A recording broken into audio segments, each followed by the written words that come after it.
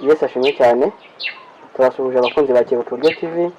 Dushimye Imana y'urukundo n'ubugwaneza ko irongeye kudushoboza uyu mwanya kuboneka imbere yanyu ndetse n'imbere y'Imana n'ubwoko bwayo. Kandi tubashimiye yuko muri inshuti z'umumaro kandi muri inshuti zacu nziza, kandi Imana ibaho umugisha. Nejejwe no kubasuhuza rero muri aya masaha no kubabwira ngo Imana ibarebe neza. Wowe udafite umunezero, egera Imana niyo yonyine imara agahinda, niyo imara umubabaro, kandi irahari kugira ngo ikwiteho ikugirire neza. Nimbarwa bukeye Mugisha Jean de Dieu rero muri kumwe, kandi nta kindi kintu kigiye kunda kubahuza cyane n'ibintu byose byerekeye umurimo w'Imana, ijambo ry'Imana, imirimo y'Imana n'ineza y'Imana. Ni kuri Kibuturyo TV, nagira nkubwire ngo n'ubundi turacyari kumwe namwe kandi dukomeje kubana namwe. Reka dusenge Imana kwa aya masaha kugira ngo tuganire ijambo ry'Imana, turusheho gukora umurimo w'Imana neza, twamamaze ubwami bw'Imana. Mana, ndagushimiye mu izina rya Yesu Kristo. Nejejwe nuko wadukunze urukundo rutameze nk'urw'abantu, nejejwe nuko watwitayeho ukatugirira neza, ukaduhamagara tukakwitaba, kandi tukitaba umuhamagaro wawe tukakugendana nawe. Mana, nuhimbazwe. Uyu ni wa mwanya mwiza wo kwamamaza ubwami bwawe no kuvuga ineza n'urukundo n'ubushobozi byawe, kandi ni wa mwanya wo kumenyesha abantu yuko imibabaro yose izashira, ni wa mwanya wo kumenyesha ko umuntu natitwara neza nyuma y'ubu buzima hari ubundi buzima bumutegereje. Ngaho dushyigikire uyu mwanya tuyoganira ijambo ryawe, ufashe buri muntu wese ukurikiranye ijambo ryawe kugira ngo umugirire neza kandi rimugirire umumaro, kugira ngo abashe kumenya neza icyo akwiriye gukora, ndetse abashe no kubana nawe kugira ngo tuzabane mu bwami bwo mu ijuru. Icyubahiro n'ubutware kurindirwa no gupfukamirwa n'ibyo none n'iteka ryose. Amen. Nguhaye ikaze rero wowe ugize amahirwe n'umugisha wo kubana natwe kugira ngo dusangire ibyiza by'ijambo ry'Imana. Uyu munsi rero naje ngufite ijambo ry'Imana risaba kugira ngo utekereze kandi ubyibazeho neza, ndetse wubure amaso urebe iruhande rwawe, urebe ibikuri iruhande, nawe ubwawe wirebeho kugira ngo urusheho kuba inshuti n'Imana ndetse no kugendana n'Imana. Uyu munsi naje ngufite ijambo ry'Imana rifite intego ivuga ngo ingorane zizanwa n'abahagarika urugendo kandi bakaguma mu bagenzi. Dutangira urugendo rwo gukizwa, dutangira urugendo rwo gukorera Imana, hari abandi twahagurukanye nabo, hari abandi twagendanye, hari n'abandi dukorana, hari n'abandi bakijwe mu gihe cyacu. Ariko ndashaka kugira ngo nkuganirize ko nkumenye nanakwibutse yuko impamvu tugira ingorane mu rugendo ubona bidukomereye biterwa n'uko hari abandi twahagurukanye mu rugendo, mu mitima yabo baramaze kuruhagarika ndetse banarusubitse, ariko banze kuva mu bagenzi, batugumyemo, bagumye gusangira natwe, bagumye kugendana natwe, bo banze guhagarika urugendo ngo bigaragare neza berure, ariko barahagaritse mu mitima yabo, ariko bagumye mu bagenzi. Ni ingorane nyinshi cyane buriya, nk'umuhinzi ashobora guhita abyumva, imbuto kuba yarapfuye cyangwa se igiti cyarapfuye ariko kikaguma mu murima. Iyo kigumye mu murima gituma za mbuto zindi nzima zitabasha kubona ibizitunga neza, kuko kimwe cyapfuye kitateganya umusaruro nacyo kiba kiri kujyana ku ifumbire y'ibyo biti bindi bizima. Rero muri uru rugendo rujya mu ijuru nabyo nagira ngo uyu munsi umenye ngo impamvu ujya ubona hirya no hino abakristo bacitse intege, abandi ubona babivuyemo, abandi barabirambiwe, nuko twahuye n'ingorane nyinshi z'abantu bahagaritse urugendo mu mitima yabo, ndetse batakinakunze Imana, batakinashaka no kuyikurikira, ariko bakaba baragumye muri twebwe, baragumye mu bagenzi. Iyo rero ni ingorane, kandi nicyo kintu cya mbere kibabaje ndetse giteye n'agahinda, kuko benshi mu babo twahagurukanye wanasanga ari nabo banakubwirije, ari nabo bakwigishije gukizwa no kugendana neza n'Imana, ariko bakaba barabaguye mu mitima, ariko kubera ko bazi neza yuko nibaramuka babivuyemo byeruye abantu bazabaseka, abantu bazababaza impamvu, bakavuga ati reka none tugumye tujijishirizemo, nka kwa kundi muri ino minsi ntajya baba ngo ni irondo ryivanze n'ibisambo. Ugasanga umuntu yaretse Imana no kuyikurikira ndetse yaretse n'umurimo wayo, ariko byanze bikunze n'umwe aracyari mu mubare w'abakozi b'Imana, ndetse aracyari mu mubare w'abana b'Imana, aracyakomeje kugenda mu nzira y'abana b'Imana. Uriya mu rugendo iyo abantu bari kugenda haba hakeneye yuko umuntu umwe afasha undi akagira undi nama, ariko ikibazo kizamo ni icy'uko mwahagurukanye ari ugutenguha. Iyo uhindutse igicantege cyawe, iyo uhindutse uguca intege, nawe utangira kunamuka, kuko Satani yabonye urwaho rwo kugira ngo yinjire mu mutima wawe. Nimba ufite inzara n'inyota zo kujya mu ijuru, icyo gihe Satani yabonye ahantu yuririra, ahita yuririra kuri wa wundi mwahagurukanye, akakubwira ati ubundi se wowe urabona uri iki, urabona ufite iki se, umurushije iki se? Ariko hari ibyiringiro iyo umaze kumenya neza yuko mu ijuru kujyayo. Ijuru ni gatozi ku giti cy'umuntu, nta wundi muntu uzagutera ngo kujyanayo.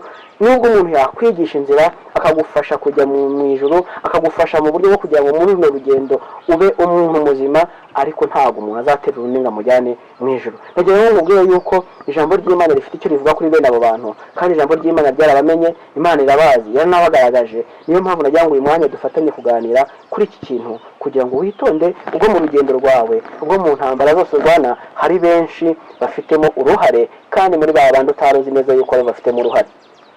Nagira ngo dusome ijambo ry'Imana dusanga mu ibaruwa ya Yuda cyangwa se mu rwandiko rwa Yuda.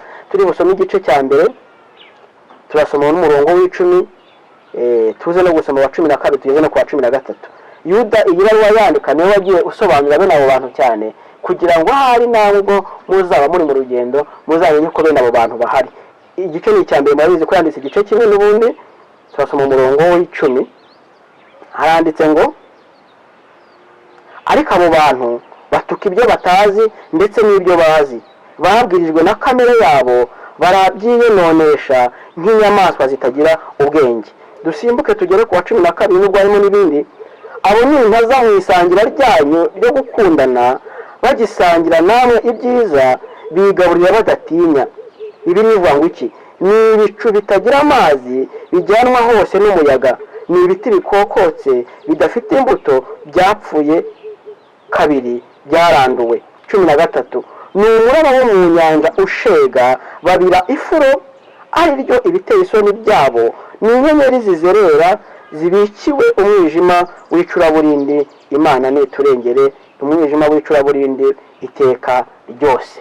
Abo ngabo nibo abandi rero twahabukanye mu rugendo, bamwe mujya mugendana, babandi wari uzi ko ari abakozi b'Imana, abo ariko bamaze guhagarika urugendo mu mitima yabo, ndetse banavuye mu nzira ijya mu ijuru, ahubwo bo batangiye gukorera Satani kandi rwihishwa, ariko mu bigaragara intego yabo. Hano yatubwiye ngo abo ni intaza. Ijambo bita intaza ubundi ni ibuye riboneka mu nyanja cyangwa se mu mazi menshi, riba ririho urufuro. Iyo ubwato bugonzeho butoya burameneka cyangwa se bukagira ikibazo, umuntu waba uri koga muri ayo mazi nawe yakoreyeho ikirenge, byanze bikunze ararohama. Nabo rero baba bameze nk'iryo buye mu bakristo, mu bana b'Imana, mu makorari, mu bavugabutumwa, mu bashumba. Abo bantu barimo, iyo umukomyeho ukamwegera gato cyane, wumva inama kubwira nta hantu zitari n'iryo buye, kuko ahita kwereka y'ukuntu ukibiharaye, akakubwira uburyo wowe utazi ibyo urimo, kuko yamaze guhagarika urugendo mu mutima we, ariko yagumye mu bagenzi. Imana iturengere. Nizo ngwane dufite rero, kugira ngo tuzabone abakristo bakuze, tuzabone abakristo bazima bagira inama abandi. Biragoye, birasaba gusenga no kwinginga Imana. Kandi abo bantu ikintu gisekeje aha ngaha ku murongo wa 10 bavuze ngo batuka ibyo bazi n'ibyo batazi. Ibintu batazi n'ibyo bazi byose baratuka, barasuzugura, babipinze kubera yuko bamaze guhagarika urugendo. Nshuti yanjye, nagira ngo nkubwire uyu mwanya, aya mahirwe tugize yo kumva ijambo ry'Imana, imiburo y'Imana nta handi hantu wayikura. Iyi Imana ishaka kukuburira, igutumaho abantu kandi ingeri zitandukanye, ndetse nawe ubwawe ushobora no kwicara ukumva umuhoro w'Imana ugusanze mu mutima wawe, akakubwira ngo uva muri ibyo ngibyo urimo, ndetse reka muri ibyo bintu uhugiyemo, ahubwo kebuka iburyo bwawe urebe ikintu cyiza cyo gukora. Hindukira uve mu bintu wari urangariyemo. Hari igihe wibwiraga yuko abantu mugendana ibyo bavuga ariko gakiza, hari igihe wibwira ko abantu mugendana ibyo bavuga ariko kuri kw'ijambo ry'Imana. Ariko soma neza ukuntu Yuda yavuze aba bantu aba ari bo. Ariko 14 ngo bazabona ishyano kuko bagendeye mu nzira ya Kayini, bagahomboka birukanka batirinda, bakiroha mu cyaha cya Baramu, bohejwe n'ibiguzi, bakarimbukira mu bugome bwa Kora. Imana niturengere. Aba bantu rero nibo bagwiriye, aba bantu nibo baduteje ikibazo, abantu nibo baduteje akabuga. Wa muririmbyi, ndagira ngo nkubwire nshuti yanjye, mwene data, dufatanyije gucungurwa. Niba ushaka kubana n'Imana no kugendera mu nzira y'Imana, banza wirinde, umenye ngo ndi kugendana n'abandi. Abo nditaga ko ari abiringirwa, aho sibo basigaye aribo basobetse urugendo. Mu by'ukuri sibyo ko tuba dufite umwanya mutoya, tudafite n'igihe kinini cyo kuganira, wenda ngo abantu mwese babimenye. Nagira ngo ngutangarize yuko ibibazo dufite mu itorero, intambara dufite mu nzira ijya mu ijuru, turi kuziterwa n'abantu bahagaritse urugendo ariko bakaguma mu bagenzi. Buriya icyaba cyiza nuko yahagarika urugendo, yarangiza akagira gute, akava no mu bagenzi, basi byatuma umuntu agira ibyiringiro. Reka tujye dusome ijambo ry'Imana, dusome muri Matayo 15. Turasoma Matayo 15 umurongo w'8. Nagira ngo nkubwire ngo ibintu byose tuba turimo tugenda mu ijuru. Harimo abandi bantu nabo babiteguyemo gahunda yo kubyica, bamaze gupanga gahunda yo kuvuga ngo uko byagenda kose bazajya biyobagiza, tubagira ngo hari ibyo barimo ntitubizi, tubatesha umutwe. Umva ku bibiri bw'abo bantu ngo ubu bwoko bene abo ngabo bunshimisha iminwa ariko imitima yabo imba kure. Abo bantu, abo bahagaritse urugendo bazi gushimisha Imana iminwa, wabakwereka bahagaze ku ruhimbi, wabakwereka bari kuririmba, wabakwereka bari mu kuvuga ukuntu Imana igira neza, ariko ibyo ngibyo byose ijambo ry'Imana dushoboye ko babivugisha iminwa yabo ariko imitima yabo iri kure y'Imana. Niyo mpamvu uzumva amagambo yabo abamo ari ubusagwe, ari ayo gusenya, ari ayo kurimbura. Nagira nkubwire mwene data, uyu munsi ucunge neza, urinde ijambo uvuga, urinde aho mugendana, ucunge neza ko amagambo akuvamo atari gukomeretsa abandi, atari wowe uhomye ubutumwa bwiza, atari wowe utuma abantu batagikunda Imana, atari wowe uri gutuma abantu baravuye mu kwizera Imana. Iyi Mana twiringiye irashoboye kandi ni Imana y'urukundo, ni Imana y'ineza, ni Imana y'ubushobozi. Nagira nkubwire ngo ingorane nyinshi turi kugenda tubona nuko twagiye tugira abantu benshi bahagaritse urugendo mu mitima yabo ariko bakaguma mu bagenzi. Reba neza rero nimba nawe utarahagaritse urugendo ukaba ukiri mu bagenzi, akaba ari wowe usigaye uri ikibazo mu murimo w'Imana, akaba ari wowe usigaye uri ikibazo mu butumwa bwiza, ukaba ari wowe usigaye uri ikibazo gituma abantu bose basuzugura Imana.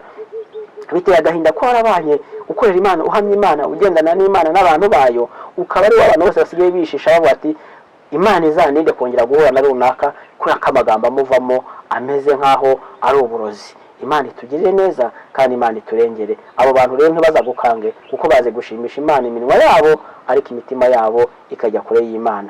Ndagushimiye rero wowe witeguye kubana natwe no kugendana natwe ndetse tukakora umurimo w'Imana no kwamamaza ubutumwa bwiza kugira ngo Imana yo mu gihugu cyo mu ijuru iturebe neza. Ndakwifuriza gukomera, ndakwifuriza kubana n'Imana, ndakwifuriza gukundwa n'Imana ukabibona, ndakwifuriza ko ijisho ry'Imana rikureba kandi ijisho ry'Imana rikugezeho ineza y'Imana ibana nawe. Reka dusenge tubwire Imana idufashe kuko tubashije gusobanukirwa neza yuko ingorane nyinshi dufite ari abantu bahagaritse urugendo ariko bakaguma mu bagenzi. Mana turagushimiye mu izina rya Yesu Kristo, tunejejwe no kumvira ijambo ryawe.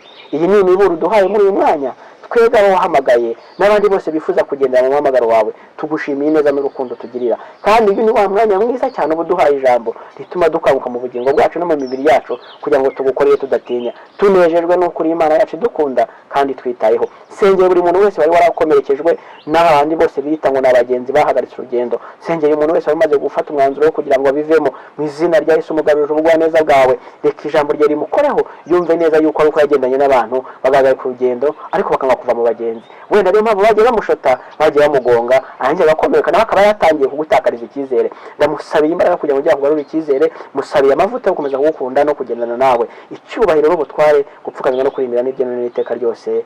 Amen. Urakoze, ndagushimiye. Imana iguhe umugisha.